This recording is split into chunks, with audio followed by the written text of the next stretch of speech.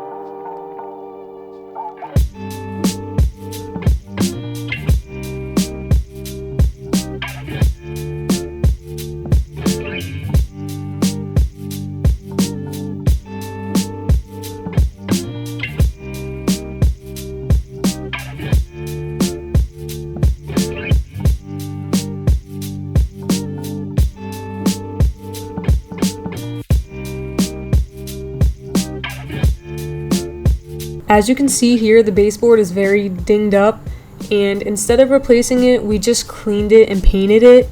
And you'll see in the next clip how much better it looks just by painting the baseboard alone. The garage already looks so much better. So as you can see, there are lots of cracks that we need to fill in with an epoxy before we put the primer coat down. So my dad is mixing parts A and B that came with the epoxy kit. The bottles didn't come with the kit, so he bought them separately and marked the measurements on them of how much of each part to pour into the bottle.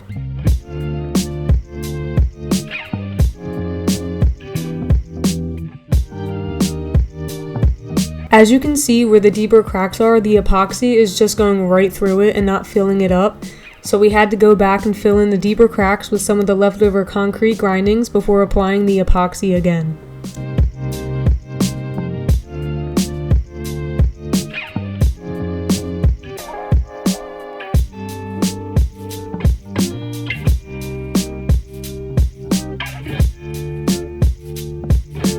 There is a specific kind of sand for this part, but we didn't have it, so this was our next best option, and it ended up working just fine.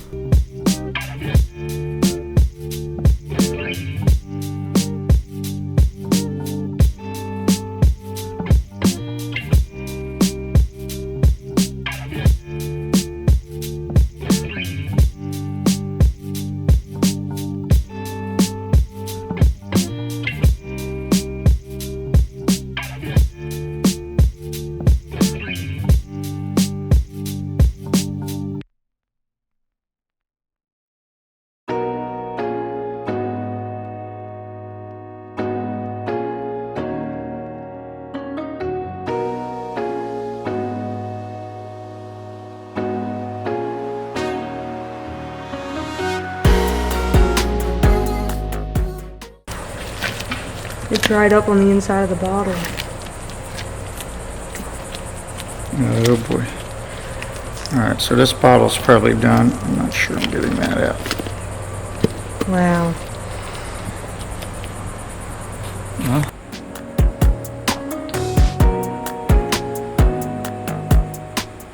yeah, see, as soon as I hit the sand, it gets screwed up.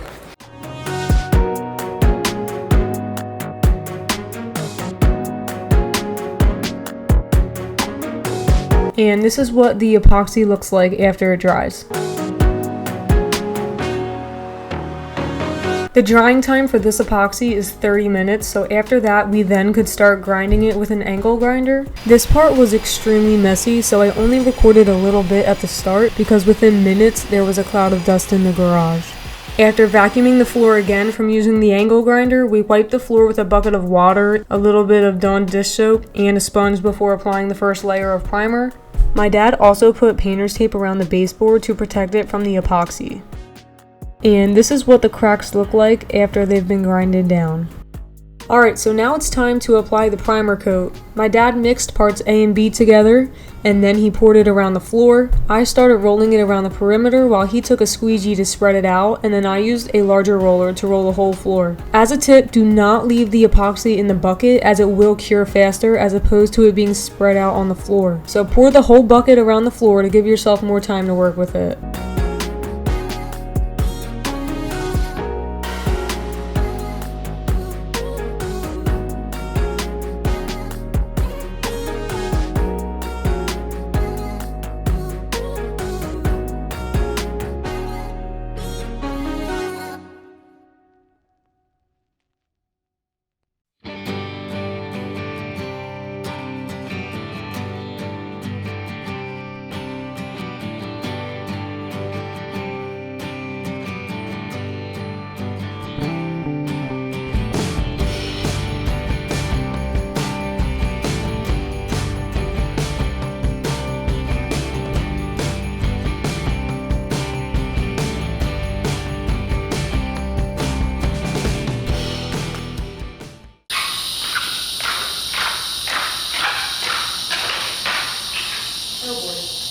what?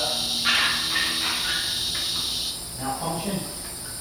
Need help? Maybe? Shoe? I just need to slip my shoe forward some more. Popped out. I don't know if I'm all the way, but... Alright, now back up. Come back here. Let's get this fixed. Here, grab this. There's a thick spot I started gluing. You should get it. You continue, I'll try to fix it myself.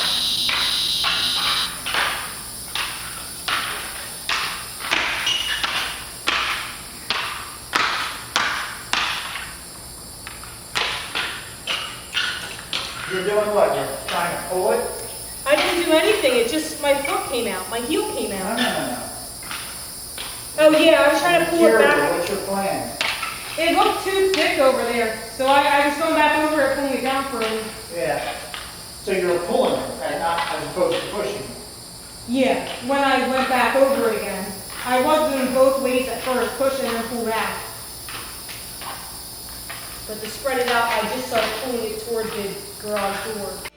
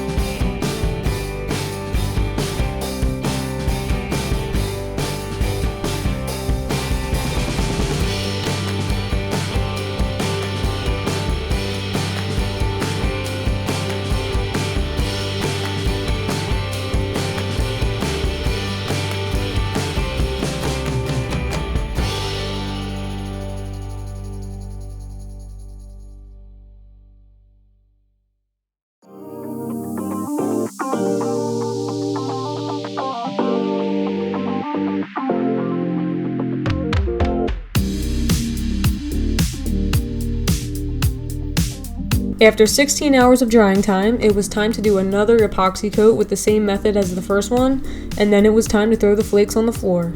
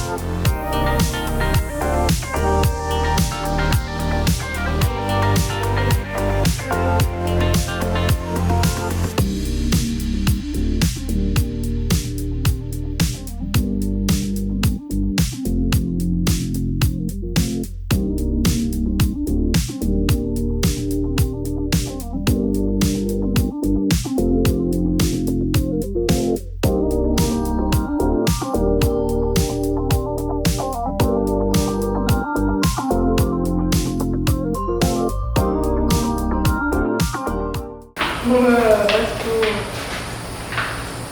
How much you filling up your hand? Like, I try not to put too much in my hand, that way I can't throw too big of a pile by accident.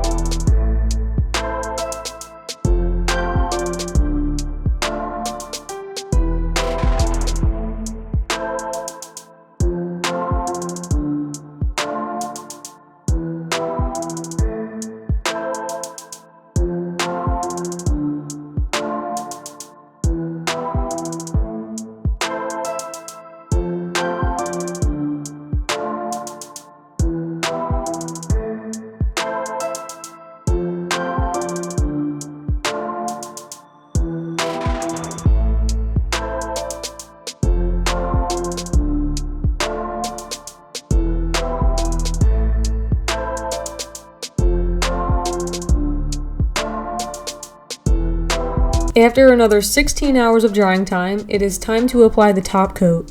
Here, my dad is applying aluminum oxide, which helps protect against a slippery floor. Then we applied the top coat with the same method as the other coats. Another tip, before applying the top coat, go over the floor with a vacuum to remove any loose flakes so they don't stick to your roller when applying the top coat, or you might end up with an uneven coating. This happened to us, and my dad had to redo the top coating at another time. We also were working in very hot and humid weather, which I would not recommend doing because the epoxy was curing faster than what we could keep up with, even after spreading it out across the floor.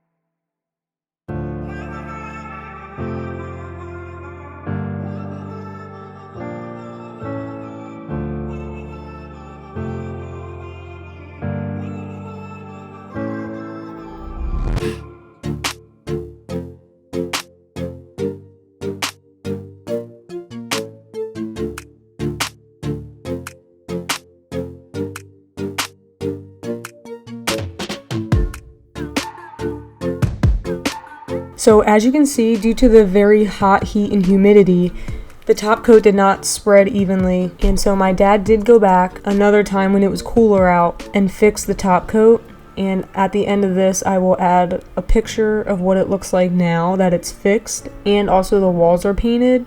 It looks so much better.